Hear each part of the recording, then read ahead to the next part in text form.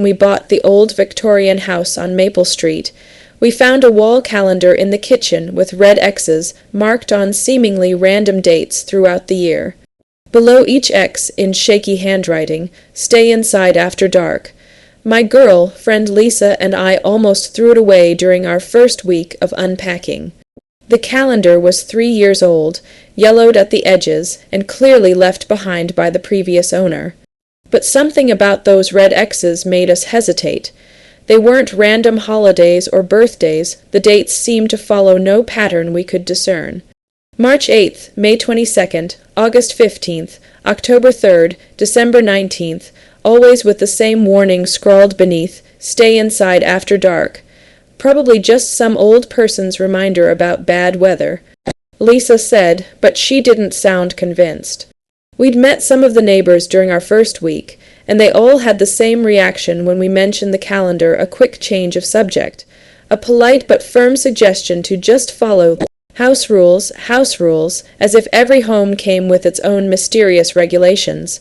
The first marked date was March 8th, just 2 weeks after we'd moved in. I'd forgotten about the calendar entirely until Lisa reminded me that morning, pointing to the red X as she sipped her coffee.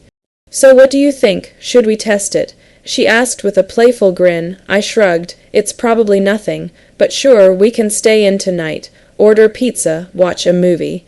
We spent the evening on the couch, occasionally joking about our house arrest. Around 9 p.m., we heard Mrs. Chen from next door calling for her cat, Whiskers. The sound of her voice drifted through our living room window, concerned at first, then increasingly frantic.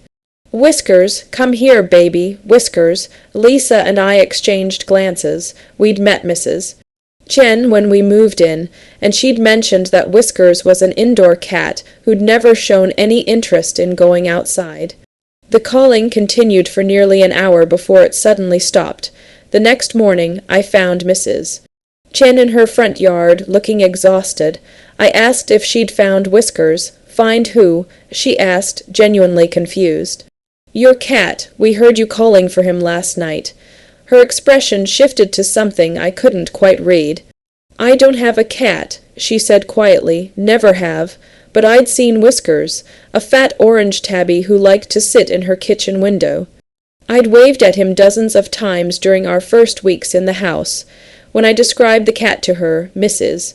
Chen's face went pale. She glanced toward our house, then back at me. "You should follow the calendar," she whispered. "Don't ask questions, just follow it." The next marked date was May 22nd.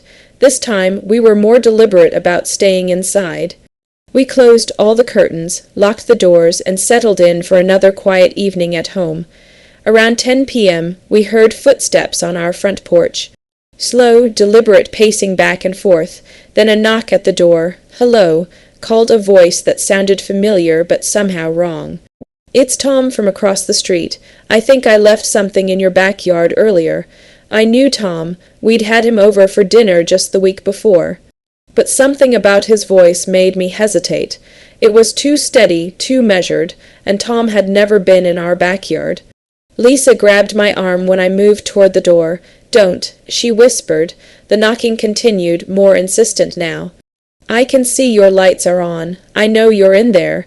We sat frozen on the couch, listening to the knocking that went on for nearly 2 hours. When it finally stopped, I crept to the window and peered through a gap in the curtains. Tom was standing in our front yard, perfectly still, facing our house. Even in the dim streetlight, I could see that his eyes were completely black. The next morning, I called Tom's house. His wife answered. "Tom, he's been in the hospital for 3 days. Appendicitis. Why, did you need something?" I spent the rest of that day researching our house, digging through old newspaper archives and city records. What I found made my blood run cold.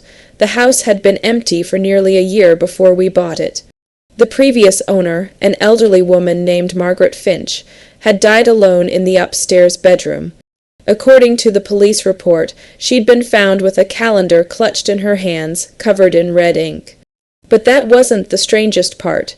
Over the past 20 years, every family who'd lived in the house had reported similar experiences. voices of neighbors who weren't actually there, visits from people who were somewhere else entirely.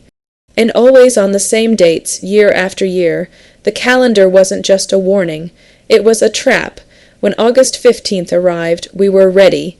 We'd invited Lisa's brother Jake to stay with us, figuring there was safety in numbers. We'd also set up cameras around the house, determined to document whatever was happening. At 8:47 p.m., the doorbell rang.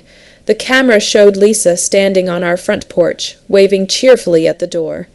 But Lisa was sitting right next to me on the couch. "That's not me," she whispered, staring at the monitor. "That's not me, but it looks exactly like me." The thing on our porch had Lisa's face, Lisa's clothes, even Lisa's mannerisms. But when it spoke, the voice was slightly off, like an impression that was almost, but not quite, perfect. "Hey, it's me. I forgot my keys. Can you let me in?" Jake moved toward the door, but I grabbed his arm. "Don't look at the camera." On the screen, we could see that the Lisa thing cast no shadow under the porch light. And when it smiled, the expression was just a fraction too wide. "I can hear you in there," it said, voice taking on a song quality.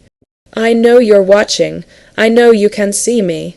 It stayed on our porch until dawn, sometimes standing silently, sometimes knocking, sometimes calling out in that almost, but not quite version of Lisa's voice. When the sun came up, it was gone. We lasted through October 3rd, but just barely. This time, it was Jake who appeared at our door, asking to come in. The real Jake had gone back to his apartment in the city 2 weeks earlier. By December 19th, I was alone. Lisa had left after October, unable to handle the psychological strain of seeing herself on our porch, hearing her own voice calling out from the darkness. I followed the calendar that night, staying inside as the warning commanded. But around midnight, I heard my own voice calling from the front yard. "Hey, it's me. I'm locked out. Can you help me?" I looked through the window and saw myself standing under the streetlight, waving up at the house. Perfect in every detail except for the eyes' black, empty holes where eyes should be.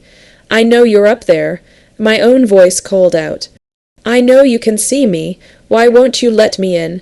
I'm writing this now as that thing wears my face and paces around my house, calling out in my voice. The calendar is wrong about one thing. It's not just after dark anymore.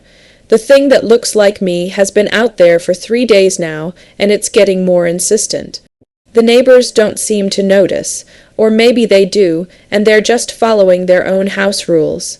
I found more calendars in the basement yesterday, dozens of them, going back decades, all with the same red X's, the same dates, the same warning. And at the bottom of each one, in different handwriting, it learns, it copies, it waits. I understand now why the previous owners left the calendar. It's not just a warning. It's a responsibility, a way to protect the next family who moves in. But I won't be leaving a calendar. Because tonight is December 19th, and I can hear my own voice calling from the darkness, and I think I'm finally ready to answer the door. Found in the abandoned house at 1002, 147 Maple Street. The current residents, David and Lisa Morrison, have been missing for 6 months. Neighbors report seeing them occasionally in their yard, but attempts to make contact have been unsuccessful. The house remains for sale.